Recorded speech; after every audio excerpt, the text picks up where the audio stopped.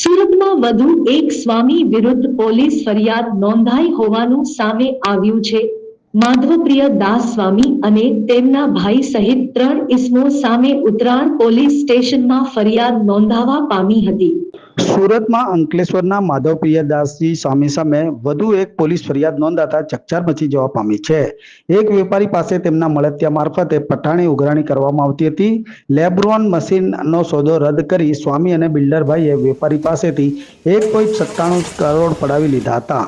જેમાં ઉત્તરાયણ પોલીસે અંકલેશ્વરના માધવપ્રિયદાસ સ્વામી, વિક્રમ ભરવાડ સહિત 3 સામે ગુનો નોંધ્યો છે.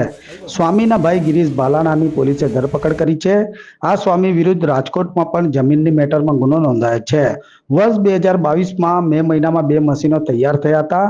આથી મશીનની પૂજા કરવા આવતા સંતો આવ્યા હતા અને થોડા દિવસો પછી ડિલિવરી લેવાની વાત કરી હતી. વેપારી છેતરાતા આખરે પોલીસનું શરણું લીધું હતું.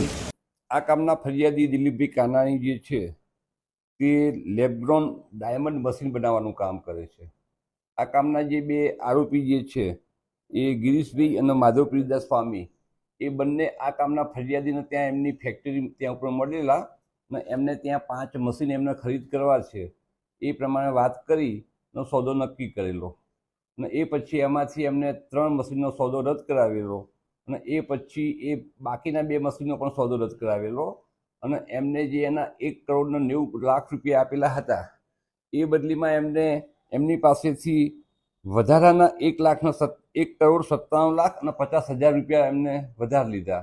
અને એમાં જે વિક્રમ ભરવાડ કરીને જે છે એને આ કામના ફરિયાદીને એવું કહ્યું એમ કે ભાઈ તમે અમને સમયસર અમારા પૈસા પાછા નથી આપ્યા એમ, જેથી અમને નુકસાન ગયું છે અને અમે અમારા આ જે કંઈ છે એ તમારા આટલા ઉપરના પૈસા આપવા પડશે એમ કરી અને વધારાના 1,97,50,000 રૂપિયા લઈ જવા છતાં આ કામના જે ફરિયાદી અને સાહેદો જે છે એમને અવારનવાર ધમકી આપતા, ટાંટિયા ભાગી નાખવાની, મારી નાખવાની, જેથી આ કામના ફરિયાદીએ ઉત્તરાયણ પોસ્ટીમાં ફરિયાદ આપતા ગુનો રજીસ્ટર કરવામાં આવેલો છે અને આ કામે એક આરોપી ગિરીશભાઈ ભાલારાનો અટક કરવામાં આવેલા છે.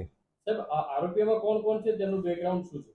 આરોપીમાં હાલ તો જે ગિરીશભાઈ જે છે એમનું તો લગભગ કોઈ ગુનાહિત ઇતિહાસ છે નહીં, પણ એમના જે ભાઈ છે કે જે હાલમાં માધવપ્રિયદાસ સ્વામી તરીકે ઓળખાય છે અને તેમનું સાચું નામ મિતુલભાઈ જે છે એ એમના વિરુદ્ધમાં ભક્તિનગર પોસ્ટીમાં ગુનો દાખલ થયો છે એવું જાણવા મળેલ છે. શું ધંધો વ્યવસાય કરે છે? વ્યવસાય તો એ સ્વામી 2008થી એ છે એ સ્વામી થઈ ગયેલા છે એવું એમના ભાઈનું કેવું છે. અવારનવાર એ મને મળતા અને આજ છેલ્લે ગૌશાળામાં મળેલા અને એ વખતે આ મશીન લેવાની વાત થતાં અમે બંને ભાઈઓ ભેગા થઈ અને આ કામના જે ફરિયાદી જે છે એમના કારખાના ઉપર ગયેલા.